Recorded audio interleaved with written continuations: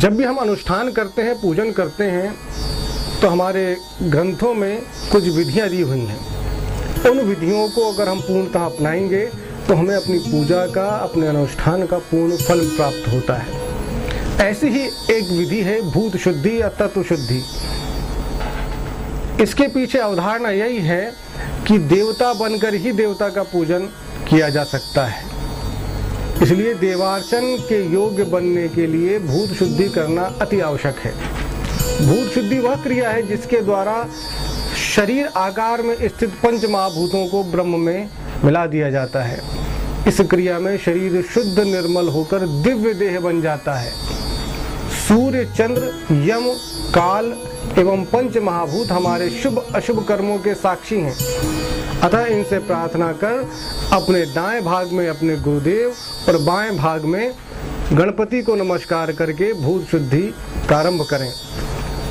शांत एवं स्थिर होकर एकाग्र मन से कुंभक प्राणायाम में कुंडलिनी शक्ति का ध्यान करें।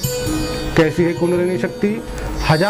हजारों बिजलियों की कांति के समान, दैदीप्यमान, कमल नाल के तंतु के समान सूक्ष्म एवं सर्पाकार है। यह 3.5 फेरे लिए हुए मूलाधार चक्र में सोई रहती है।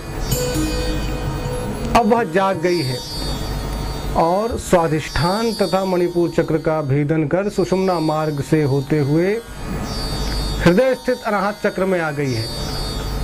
हृदय स्थित अनाहत चक्र में एक अष्टदल कमल है। उस अष्टदल कमल का मूल धर्म है और नाल ज्ञान है। 8 प्रकार के ऐश्वर्य उसके दल हैं और परावैराग्यता उसकी कर्णिका है। उस कर्णिका पर दीप शिखा के समान ज्योति स्वरूप जीवात्मा स्थित है। हमारी जीवात्मा अनाहत चक्र में उस अष्टदल कमल में स्थित रहती है। अब वह कुंडलिनी शक्ति जो मूलाधार चक्र से होते हुए अनाहत चक्र में आ गई है, अब उस दीप शिखा के या दीपक की ज्योत के समान आकृति वाले जीव को अपने मुख में लेकर विशुद्ध चक्र और आज्ञा चक्र का भेदन करते हुए सहस्रार में पहुंच गई है। वहां परमात्मा का निवास है।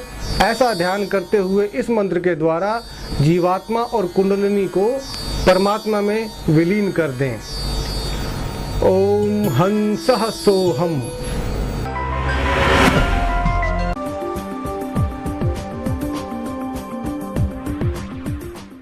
आइए अब जानते हैं कैसे स्थूल शरीर में हमारे जो पंच तत्व मौजूद हैं उन्हें किस प्रकार से परमात्मा में विलीन करना है। हमारे पैर के तलवे से लेकर घुटनों तक पृथ्वी मंडल है। यह चौकोर है और स्वर्ण पीले रंग का है। इसमें वज्र का चिन्ह अंकित है और भू बीज अर्थात पृथ्वी का बीज मंत्र लम यहाँ पर स्थित है। वहाँ पर इसका ध्यान करें। इसमें पादेंद्रिय पैर, गमन क्रिया, गंतव्य स्थान, गंध, घ्राण शक्ति, पृथ्वी, ब्रह्मा, निवृत्ति कला और समान वायु रहते हैं। उसके पश्चात हमारे घुटनों से लेकर नाभि तक श्वेत वर्ण का अर्धचंद्राकार 2 कमलों से युक्त जल मंडल का ध्यान करें। इसमें हस्तेंद्रिय अर्थात हाथ, दान क्रिया, दातव्य, रस, रसना, जल, विष्णु, प्रतिष्ठा कला और उदान वायु रहते हैं। तत्पश्चात नाभि से हृदय पर्यंत रक्तवर्ण त्रिकोणाकार अग्निमंडल का ध्यान करें। इसमें स्वास्तिक चिन्ह अंकित है। इसमें पायु इंद्री, विसर्ग क्रिया, विसर्जनीय, रूप, चक्षु, तेज, रुद्र, विद्या कला और व्यान वायु रहते हैं। इसके पश्चात हृदय से भ्रू मध्य पर्यंत धुएं के रंग का 6 बिंदुओं से चिन्हित वायुमंडल का ध्यान करें। इसमें उपस्थ इंद्रिय, आनंद क्रिया, स्पर्श, त्वचा, वायु, ईशान, शांति कला और अपान वायु रहते हैं। फिर भ्रू मध्य से लेकर ब्रह्मरंध्र तक स्वच्छ वृत्ताकार आकाश मंडल का ध्यान करें।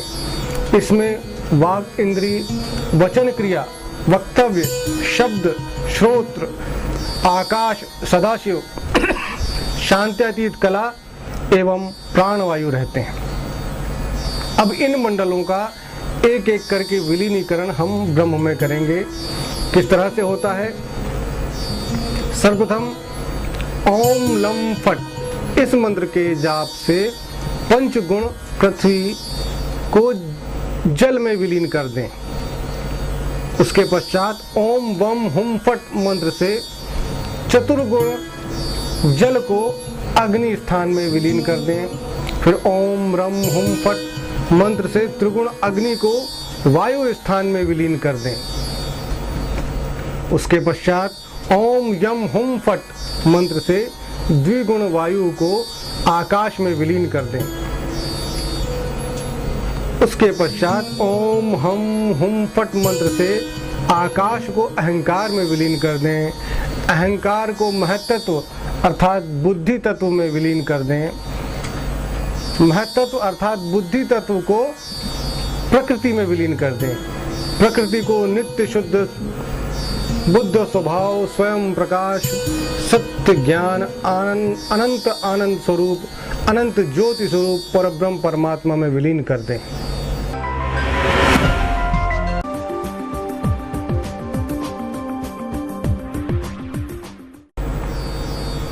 अभी हमने जाना कैसे सूक्ष्म शरीर और स्थूल शरीर को ब्रह्म में विलीन किया।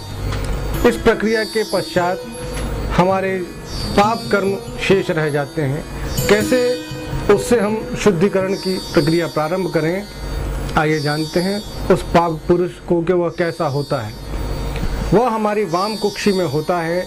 वासनामय काले रंग का अंगूठे के बराबर परिमाण वाला ब्रह्म हत्या रूपी जिसका सिर है, स्वर्ण चुराने वाले हाथों से युक्त, मदिरापान, गुरु तल्प हृदय युक्त, इन पापों से संसर्गी युक्त दोनों पैरों वाले तथा उसके अंग प्रत्यंग पाप से बने हैं, रोम रोम में उपपातक हैं, दाढ़ी और आंखें लाल हैं, एक हाथ में अविवेक की खड्ग है तो दूसरे हाथ में अज्ञान की ढाल है। वह असत्य के घोड़े पर सवार है, चेहरे से पिशुनता टपक रही है, क्रोध के दांत और काम का कवच है। ऐसा मूढ़ पाप पुरुष व्याधिग्रस्त होने के कारण मरणासन्न हो रहा है। अब उस पाप पुरुष को अर्थात हम अपने पापों को कैसे नष्ट कर पुनः प्रकृति के माध्यम से पुनः सृजन करें, उस प्रक्रिया को जानते हैं। इसमें प्राणायाम की बड़ी महत्वपूर्ण भूमिका है।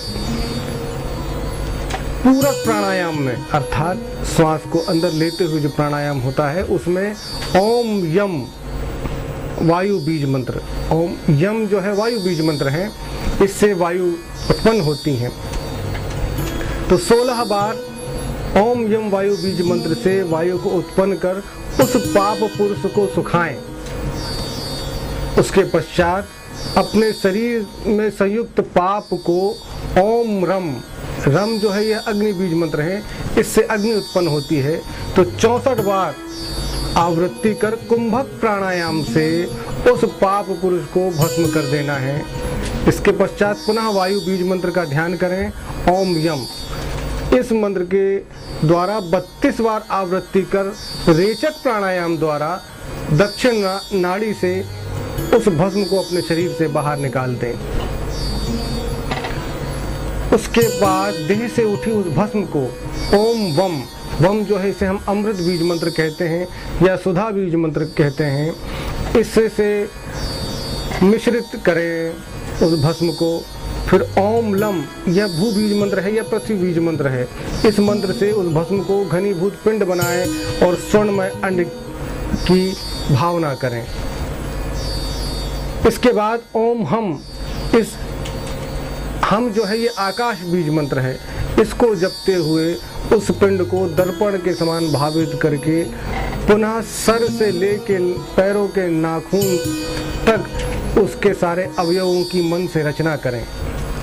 इसके बाद पुनः सृष्टि मार्ग से ब्रह्मा से आकाश आदि पंच भूतों का उत्पादन करें। कैसे, आइए जानते हैं। ब्रह्मा से पुनः प्रकृति का निर्माण करें, प्रकृति से महत्त्व अर्थात बुद्धि तत्व का निर्माण करें, महत्त्व से अहंकार का निर्माण करें, अहंकार से आकाश, आकाश से वायु, वायु से अग्नि, अग्नि से जल, जल से पृथ्वी, पृथ्वी से औषधियाँ, औषधियों से अन्न, अन्न से सृजन तत्व और सृजन तत्व से पुरुष, इस प्रकार का उत्पादन करके ओम हंसः सोहम इस मंत्र से ब्रह्मा या ब्रह्म से एकीभूत जीव को और कुंडलिनी शक्ति को अपने अपने स्थान में स्थापित करें। जैसे जीवात्मा को हृदय स्थित हृदय कमल में स्थापित करें और कुंडलिनी शक्ति को मूलाधार में स्थापित करें। इस संपूर्ण प्रक्रिया को भूत शुद्धि की प्रक्रिया कहा जाता है। दर्शकों को यह क्लिष्ट प्रक्रिया उतनी समझ में ना भी आई हो, फिर भी ना समझते हुए भी इस प्रक्रिया को अगर पूरा करेंगे तो इसके विशेष लाभ आपको अवश्य प्राप्त होंगे।